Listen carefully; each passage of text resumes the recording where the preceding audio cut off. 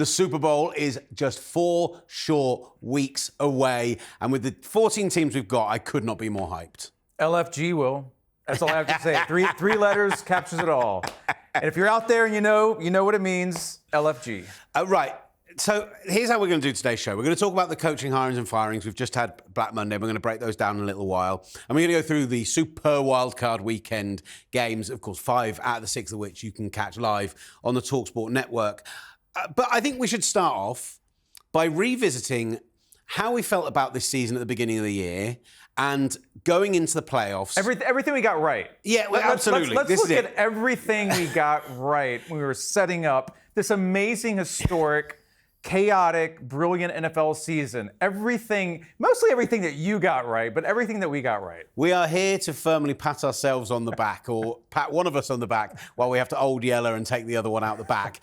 Look, I want to do this because I want to look at how we feel about it now. After Week 18, going into this playoffs, how set are we on what the Super Bowl matchup's going to be, who's going to get there, who's going to win? But I made the error of making my predictions on radio in a studio with cameras in it, and let's start. Like as part of your job. Yeah, let's start. You made the error of doing your job. Let's start 2025 off with a bang, with a bit of self-flagellation, and let's start off with my AFC playoff predictions. I do have the Jets as a wildcard team, spoiler warning, but I've got the Bills as my AFC East winners. I do also have the Cincinnati Bengals as my AFC North winners. I do have the Chiefs winning the AFC West. Standard. Wouldn't expect anything less. And for the AFC South, go on, who you got? I've got the Texans. I've got the Jacksonville Jaguars. I'm struggling with my AFC wildcard. I'm going to give you my 4, who it's between. Okay. And it's the Ravens, the Dolphins, the Jets, and the Los Angeles Chargers. Let's do our conference championship as well. Oh. I had the Cincinnati Bengals heading to Super Bowl 59 by beating the Jacksonville Jaguars in the AFC Championship game. It was rough. Hey, I said the Chargers were going to be a playoff team again.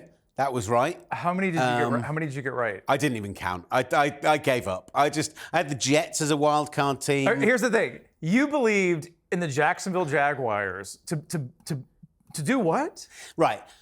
Go back to 2023. We're not going. This is 2025. We're not doing a history lesson. We're not going back to 2023. We don't need an essay on the Jacksonville Jaguars. I'm not looking for an essay. Jaguars just fired their coach. Everyone knew they were going to be bad. They were even worse than that. And I'm not going to pile on, but it's pretty easy to pile on right now. It feels like you're piling on. Bengals, that's okay. Jets, no. But the Jacksonville, I trust Elon Musk in politics more than I trust the Jacksonville Jaguars to be in the AFC Championship in 2024, Will. Listen, once every kind of 10 years or so, the Jags put up a decent team. I thought this was going to be it. I'd looked at the 2023 season where they were like 9 wins to start the year. 9-2, I think they were, 9-3, and then Lawrence gets injured, they collapse, right? And the defense hadn't changed much. I didn't know they were going to turn into the worst pass defense in the NFL. They still had Doug I didn't know the offensive line was going to fall apart. They still had Mr. Khan as their owner, who brings back Trent Baalke. Oh, we're going to get into that, don't you worry. What the bleep is that? No, I mean, it's hard though. Predictions are the worst business in the world. I've gotten the Super Bowl right and picked the score right, and I literally made it up on the spot on my couch, hanging out with the dog. So I feel for you, man, but you got it wrong in 2024. Do you want to know how wrong I got it in 2024? Let's hear. So I went Bengals, Jaguars as my AFC Championship game, with the Bengals going to the Super Bowl. Neither team made the playoffs. Bengals were close. Let's be honest. Bengals were close. We'd rather be seeing Joe Burrow in the postseason than the Steelers or the Broncos, right? So, at least that was fun. Should we watch my NFC? It's a must-watch. There's an element of homerism to this. I'm not going to lie. Division winners. I'll just run you through mine. Okay. I have the Lions. Agreed. I have the 49ers. I know these are maybe obvious ones. Agreed. For the NFC South, I've gone with the Falcons. One team comes out of the NFC East. I am with you. Either the Eagles or the Cowboys. Yep. And the one that misses out on the playoffs entirely. I have the Packers. Yep. I have the Chicago Bears as a fun 7th seed wildcard. My feeling on the Seahawks is, and this is as a 49ers fan, Mike McDonald couldn't be the more perfect head coach for them to bring in. I do, however, have the 49ers beating the Lions in the NFC title game because Of course you do. Spoken like a true I Niners couldn't resist fan. it. And then all this talk about three-peats this year, there will be a three-peat because for the third time in Super Bowl history, the San Francisco 49ers will beat the Cincinnati Bengals. Super Bowl 16, Super Bowl 23, and now Super Bowl 59 as the quest for 6 comes to an end and the San Francisco 49ers finally hoist a Lombardi for Kyle Shanahan. I was so pumped. Well, do you think it's like 1980 still? Yeah. Like it's like 1980 and Sam Weiss Joe not coaching, Montana but- versus who was the Bengals quarterback from the early 80s? Big Boomer. It wasn't even Boomer. There was a game before Prior to that. that. Oh, God. Well, you are a pretty intelligent, well-rounded, very professional. Love doing this show with you. No personal. This is business. This is not personal. Those are some of the worst predictions I've ever heard in my life. And you went full homer with the 49ers. But here's my biggest problem. The Chicago Bears, as a fun 7th seed, they fired their coach midseason. Caleb Williams is crying. I mean, what the? Come on, man. What it is fun, like, and to bring this back round, the way that this is fun is it just shows us, as much as all that off-season bluster, and we enjoy doing it, everyone talked about Caleb Williams was going into the best situation that a quarterback has walked into. But he was still with the Bears. For this, however but he was many still with the Bears. years. You have to factor in the coach and the team and the franchise and recent history, and it all goes together. There was so much positivity about them going to the year, and no one was talking about the Vikings. No, you can say the that. The Vikings won 14 games of football, and most people didn't have them touching the playoffs. And this is what I feel about predictions, right? Because nobody in the world, and I'm going to back you up on this part, not everything else, because those are the worst predictions I've ever heard in my life, but nobody in the world was predicting that Sam Darnold would lead the Vikings into the playoffs and they win 14 games and go down to the number 1 seed. Nobody was predicting that. But it's a tough business for professionals, and those are the most unprofessional picks I've ever heard. And they sounded like it was from like 1982. I'm going to have the glorious San Francisco 49ers. The 49ers were the versus preseason favourites. They were the preseason NFC favourites. No one knew about the injuries. There was a lot of nonsense happening around the team, and maybe we should have predicted the down year. There's a little drama. Like, that's fair, and it was a bad pick. My AFC ones are the shameful ones. My AFC ones are the ones where I went super hipster and tried to be clever. Yeah, don't do that. Stop doing the NFL nerd Twitter thing. It doesn't really suit you well. Like stick with reason, stick with facts. The Kansas City Chiefs, the Philadelphia Eagles. That sounds like a pretty smart Super Bowl pick to me. Right. The Detroit Lions.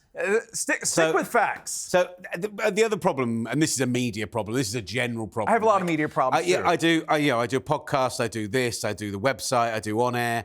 Elsewhere, I predicted the Rams to win the NFC West, and I got shouted down for that. Wait. Did you do like multiple predictions? Do you not do like Nobody does that. Yeah, I tell you, everyone does that. I promise you. That is everyone completely on ESPN, unfair. No, that is completely unfair. These are my ones of note. I'm going to hold my hands up. These are my predictions of note. But do you realize if you do like 5 different predictions, you're eventually going to get something right? Exactly. That's the point. Yeah, you figured it out.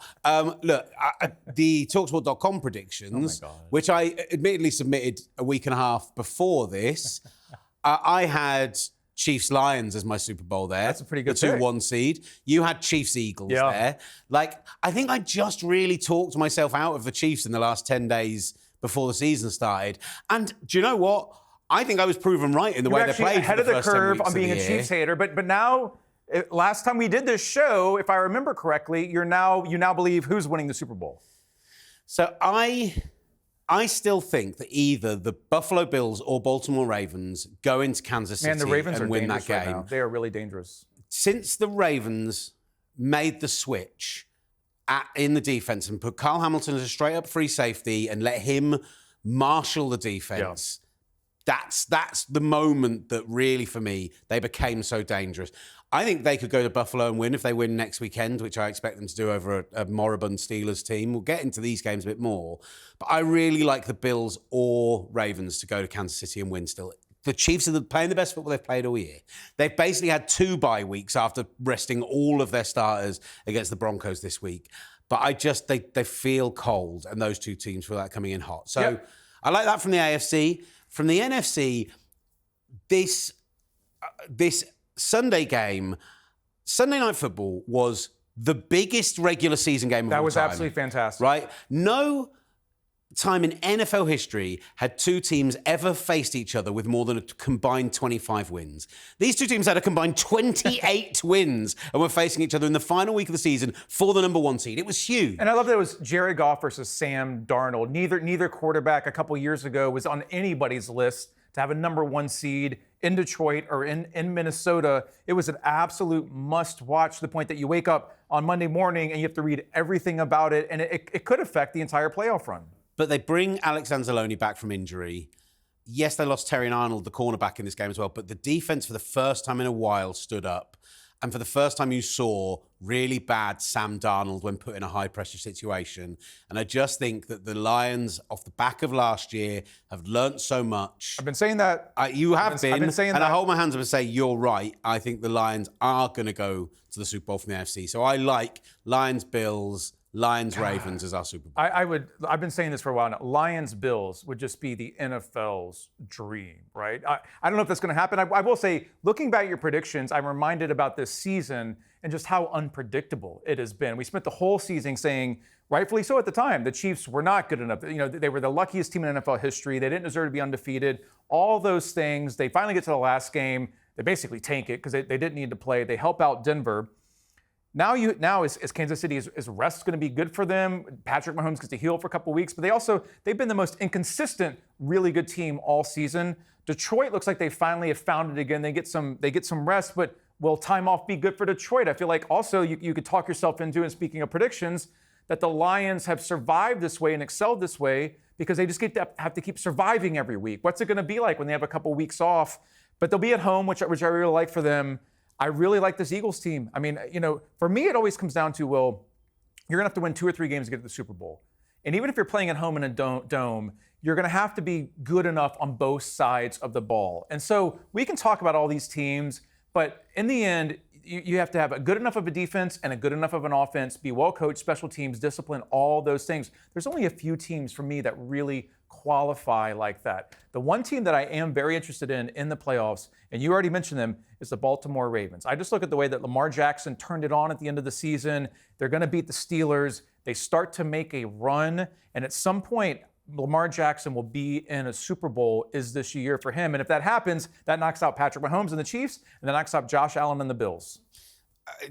Your picks were basically pretty bang on. You had Chiefs, Eagles. I'm right sometimes. I could still imagine that being the Super Bowl. I don't think it will be based on what we've just said, but I still think that's it. You didn't go out on a limb and do all of your division picks and everything else. I didn't have the next year I will on don't you worry. talkSPORT.com. Don't you worry. And I'll be making sure to time code everything you say the entire year to make sure we can do this again in a year's time. Look, we're going to break down all the specific matchups from Super Wildcard Weekend. All 6 games. We'll talk about them, 5 of which you're going to be able to hear live on talkSPORT 2, and plenty of reaction across the talkSPORT End Zone YouTube page. And also, we're going to talk Black Monday.